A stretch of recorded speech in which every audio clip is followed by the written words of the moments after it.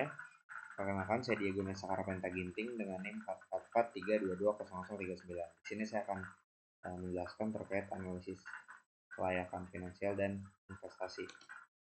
Nah, di sini untuk inflow itu adalah uang pemasukan dari nelayan. Nah, dalam data yang saya gunakan itu dalam satu tahun itu nelayannya melakukan 18 trip. Nah, sehingga dihasilkan data ini. Itu datanya dari mana? Nah, jadi dijumlahkan pemasukan tiap tripnya, ditambahin aja. Nah, rumusnya itu sama dengan sum mulai dari atas sampai bawah. Nah, tinggal enter dapat angkanya, nanti tinggal kita drag ke samping biar muncul otomatis. Nah, setelah ada outflow. Nah, di outflow itu terdapat outflow itu adalah total penjumlahan dari biaya investasi, biaya tetap, dan juga biaya variabel. Nah, biaya investasi itu adalah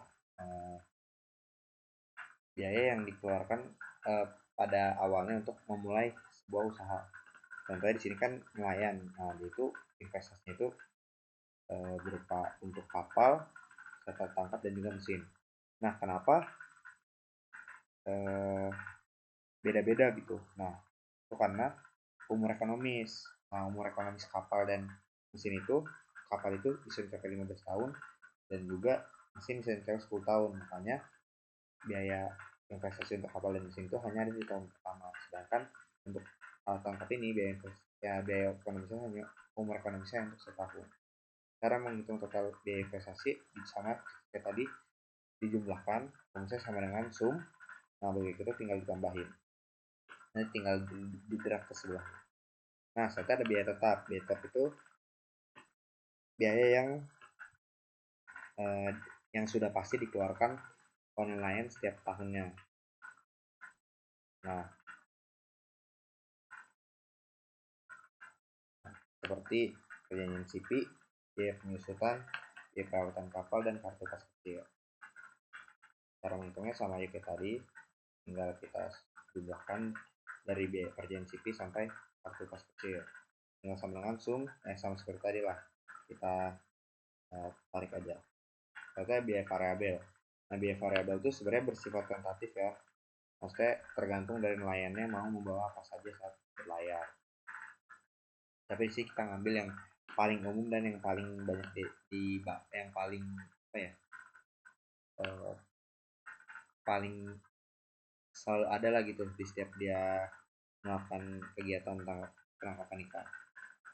Nah, rumusnya sama aja, dari atas sampai bawah kita tambahin. Nah, untuk total outflow itu adalah penjumlahan dari biaya investasi, biaya tetap, dan juga biaya variabel. Nah, makanya outflow atau pengeluaran di tahun pertama itu paling besar karena tadi ada biaya investasi untuk membeli kapal dan juga mesin. Nah, rumus itu seperti ini. Sama kayak tadi juga, sama dengan sum, lalu dijumlahkan semuanya. Nanti tinggal di drag aja ke samping. Selanjutnya, net benefit. Nah, net benefit ini adalah pendapatan bersih. Nah, pendapatan bersih itu rumusnya itu adalah pemasukan dikurangi dengan jumlah pengeluaran.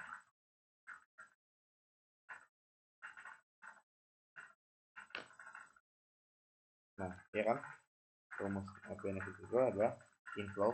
Tadi yang inflow sama outflow-nya kita pindahin sama sini ya, yang total biayanya, total biaya inflow dan outflow kita pindahin. Nah, ya kan, inflow-nya tadi kan tahun pertama awal itu 55.800. Nah, lalu dikurangi dengan outflow yang pertama yang paling besar tadi, dapat hasil 41.255 dikurangi jadi 14.545. Nah, itu tuh untuk menghitung NPV. Nah, jadi sebenarnya NPV itu kan ada dua, NPV positif dan negatif. Nah, untuk yang pertama itu kita menggunakan diskon faktor itu 10%. Nah, rumusnya itu kayak gini. Jadi ini itu didapatin dari 1 per dalam kurung 1 ditambah ini diskon faktornya, terus ditambahin tutup kurung pangkat ini. Nah, oke, nanti juga hitung itu di sampingnya sampai tahun ke-10. Nah, untuk value net benefitnya itu adalah angka 1 ini dikali dengan net benefit, itu untuk sebelahnya. Nah, untuk NPV positif itu cara menghitungnya adalah jumlah dari value net benefit awal ditambahkan sampai ke yang paling terakhir, tinggal ditambahin aja. Rumusnya sama kayak yang tadi, sama sum dari sini sampai ke ujung. Nah, gitu. Nah, untuk net NPV negatif ini harusnya hasilnya negatif ya, tapi di sini masih positif karena mungkin dari diskon faktornya ini belum pas. Mungkin nanti bisa kita cari diskon faktor yang bisa menghasilkan nilai data yang negatif. Nah, data itu di bawah ini jadi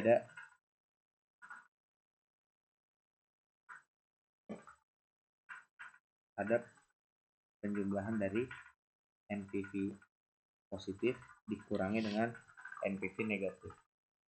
Nah, hasilnya itu adalah 215 juta. Jadi kan tadi NPV positif itu 288 juta sekian, terus dikurangi NPV negatifnya. Maaf saya ngatasin NPV negatifnya itu 72 juta ya, nah dikurangin. Nah, dapatlah hasil seperti ini. Adalah tingkat bunga. Nah, tingkat bunga itu adalah tadi 10 NPV negatif dikurang NPV tingkat bunga diskon faktor yang kedua dikurangin yang pertama, kan tadi 76%, kurangin 10%, jadilah 66%.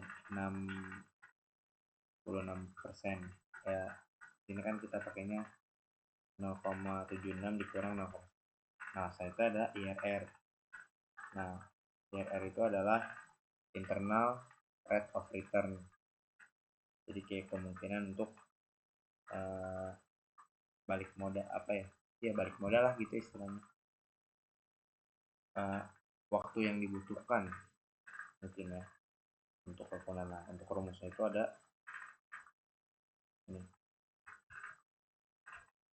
Nah, jadi yang pertama itu ada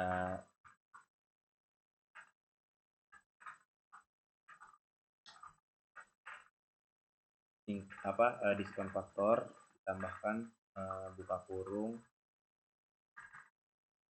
NPV positif per NPV positif dan buka kurung NPV positif dikurang NPV negatif tutup kurung. Nah, tutup kurung besar terus dikali